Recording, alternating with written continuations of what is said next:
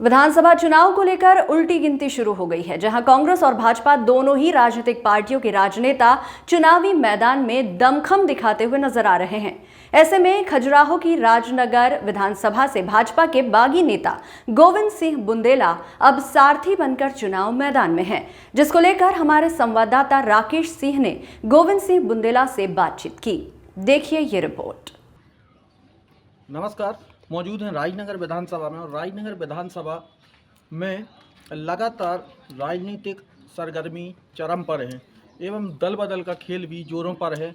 यह कह पाना भी मुश्किल है कि जो व्यक्ति सुबह किसी दल की प्राथमिकता सदस्यता से जुड़ा है वो शाम को किसका होगा, यह खेल भी यहाँ पे जोरों पे देखने मिल रहा है। लेकिन एक चेहरा ऐसा भी है कि जिसके साथ खड़ा है तो अडिंग होकर खड़े हुए हैं।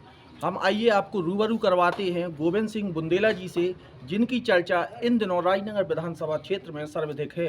वो कृष्ण अर्जुन की तरह सारथी बने हुए हैं डॉक्टर घासीराम पटेल के, और घासीराम पटेल जब से चुनावी मैदान में आए हैं तो उन्हें गोविंद सिंह का एक मजबूत साथ मिला हुआ है, जिससे हाथी की मस्तानी चाल लगातार बढ़ती हुई देखी जा रही है। बहुत बहुत स्वागत है आपका एमपी न्यूज़ में। जी बहुत बहुत धन्यवाद। आपने भाजपा छोड़ी, भाजपा को कितना नुकसान हुआ और आप अभी भी किसी दल की विचारधारा के साथ नहीं हैं, क्षेत्रवाद की विचारधारा के साथ हैं, तो इससे स्थानीय प्रत्याशी को कितना लाभ होगा?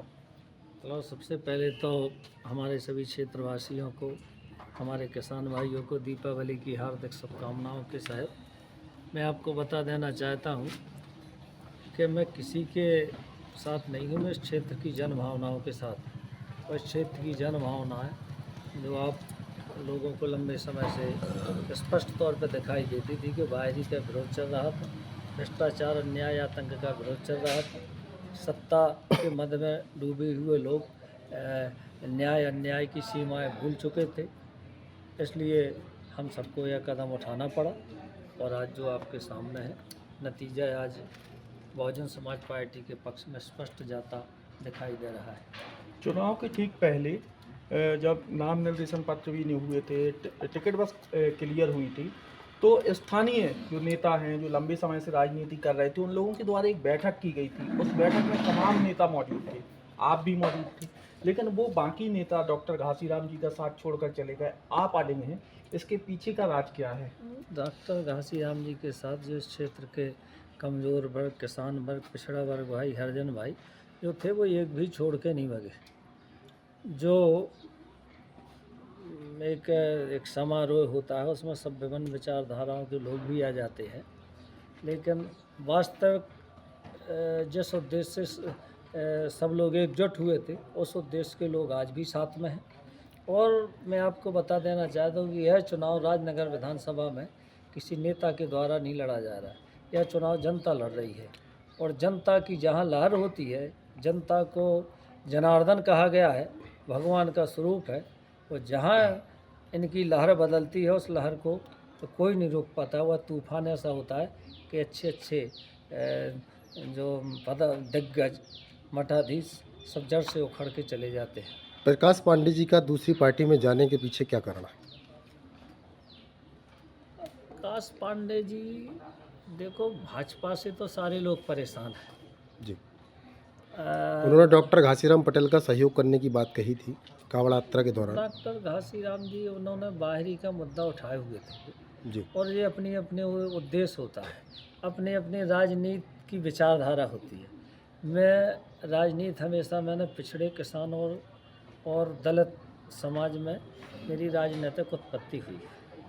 और दद्दा, एक बात निकल के सामने आ रही है कि घासीराम पटेल के साथ आपकी भी चर्चाएं काफ़ी ज़ोरों से हैं, मतलब जितनी घासीराम पटेल जी की चर्चा है उतनी आपकी भी है कि आप एक अडिग व्यक्ति की तरह खड़े हुए हैं, उनके साथ में एक सारथी बन के खड़े हुए हैं।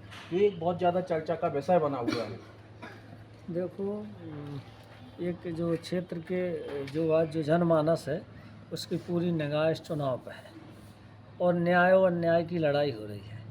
आदमी देख रहे हैं कि कौन आदमी सत्ता मद वालों से लड़ने में, अहंकार से लड़ने में, गुंडागिर्दी से लड़ने में जो भी इन सबकी और पीड़ित पक्ष की लड़ाई लड़ता है, हमेशा जनता का आशीर्वाद उनके साथ रहता है। चुनाव का आपके नज़रिए से परिणाम निश्चित है, वो तो जन भावनाएं आप देख रहे हैं। प्रत्याशियों को बीजेपी को मजदूरों से चुनाव प्रचार कराना पड़ रहा है। मजदूर ला करके गांव में चुनाव प्रचार कराते हैं। वहीं डॉक्टर घासीराम जैसा ज़मीनी आदमी, किसान आदमी, ना कोई जिसके पास बाव बल है ना धन बल है, उसके साथ जन सैलाब उमड़ रहा है। स्पष्ट दिखाई दे रहा है कि बहन मायावती की जो सोच है, मायावती जी ने इस क्षेत्र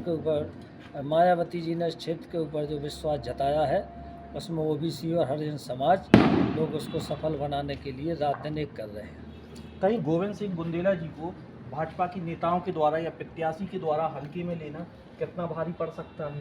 ये सोच है, देखो ये अपनी अपनी सोच है, अपनी अपनी विचारधारा है। किन लोगों को, कैसे लोगों को कौन पसंद करता है।